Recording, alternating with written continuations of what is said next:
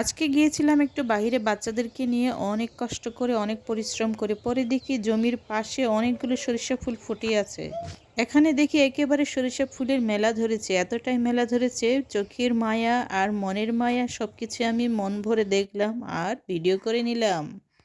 অনেক চেনা জানা জায়গায় এসেছি আর এখানে অনেকবার বড়ই খেয়েছি এই গাছটা থেকে। লাস্টে আমি কি করলাম, বড়ইটা নিব দেখে গাছের নিচে দেখি একটা বড়ই পড়ে আছে। বড়ইটা খুব মিষ্টি, বড়ই গাছের মিষ্টি বড়ই। আমি আর করে রোজকে বললাম, রোজ রোজ তুমি তাড়াতাড়ি একটা বড়ই তুলে নাও আর একটা বড়ই দিয়ে আমরা বড়ইয়ের মজা ভুলে নিব। আর এতটা মিষ্টি ছিল, রোজ একাই খেয়ে ফেলেছিল।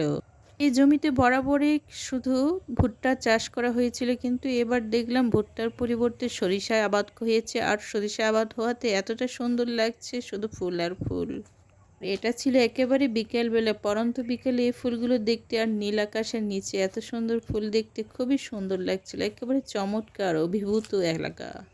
এই এলাকাগুলো খুব একটা গ্রামও না, খুব একটা শহরও না, তার মানে মাঝামাঝি হচ্ছে।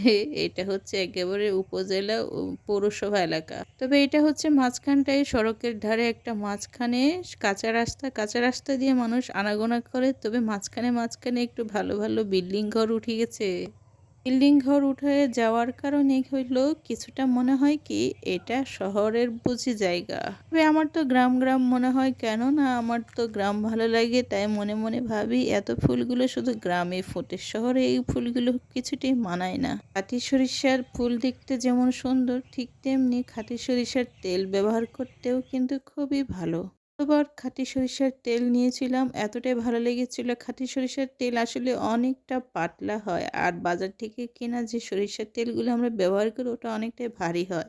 অনেকক্ষণ খেলাধুলা শেষে বলল, মা মা চলো এবার আমরা চলে যাই বাসায়। বাসায় গিয়ে দেখি কি অবস্থা। অনেকক্ষণ আসছি, খেলাধুলা করে অনেক ভালো লেগেছে। এখন ঘোরাঘুরি করার পর এখন মনে হলো বাচ্চাদের নিয়ে আমার এখন যাবার সময় হয়ে গেছে, কারণ অনেকক্ষণ খেলাধুলা করেছে এই জায়গায়, আবার এখন বাসায় যেতে হবে ফিরে। মনে মনে বলছিলাম আরেকটু সময় থাকলে আরেকটু ওদের সাথে খেলাধুলা করলে হয়তো আরো ভালো লাগতো। বাসায় এসে দেখি অনেকটা ঠান্ডাই লেগেছে, আমি ঢুকে গেলাম শীতের কম্বলে। যতই বয়স বাড়ছে ততই মনে হচ্ছে রক্তখানি আমার ঠান্ডা হয়ে যাচ্ছে, তাই আমি আমার ঠান্ডার কারণে আমি কম্বল মুড়ি দিয়ে শুয়ে পড়েছি। এদিকে বাচ্চারা খেলাধুলা করছে, শুধু দুষ্টুমি আর দুষ্টুমি, সারাক্ষণ দুষ্টুমিতে ভরা। ওদের বয়সটাই এমন, যাই বুঝি আমি। আমি তো আমার সময়টা পার করে আসছি, এখন হচ্ছে ওদের সময়। ওদের কোনো ক্লান্তি নেই, কোনো পরিশ্রম নেই, শুধু খেলা আর খেলা। খেলাধুলা দিয়ে মজাই আলাদা, কত খেলবে কত খাবে। একটু পরপর শুধু খিদে আর খিদে, শুধু খাই আর খাই। এর সাথে সাথে আমারও কেমন জানি মনে হয় শুধু খাই আর খাই। ক্লান্তি নেই বলে বাসায় এসে আবার খেলাধুলা শুরু করে দিয়েছি। ওরা ওদের মতো করে খেলছে আর আমি আমার মতো করে শুয়ে শুয়ে একটু আরাম করছি। বাসায় এসে ওদেরকে কিছু খাবার দিলাম, শুকনো খাবার, যাতে খেয়ে একটু আরাম করে আর শুয়ে শুয়ে একটু টিভিটা দেখতে পারে। সারাক্ষণ মিলেমিশে দুইজনে খুব খেলাধুলা করে, এতটাই খেলে যে সারাক্ষণ মগ্ন থাকে। পড়াশোনার সময়ও হালকা একটু পড়াশোনা করে। আমি ভাবছি অনেকক্ষণ শুয়ে থাকার পর উঠে তারপর রান্না করা হবে রাতের জন্য।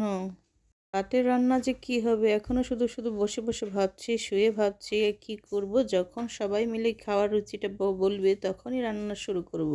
যাই হোক, সৃষ্টিকর্তা আজকে সারাদিনটা আমাদের খুব সুন্দর রেখেছে, ভালো রেখেছে। অনেক অনেক ধন্যবাদ।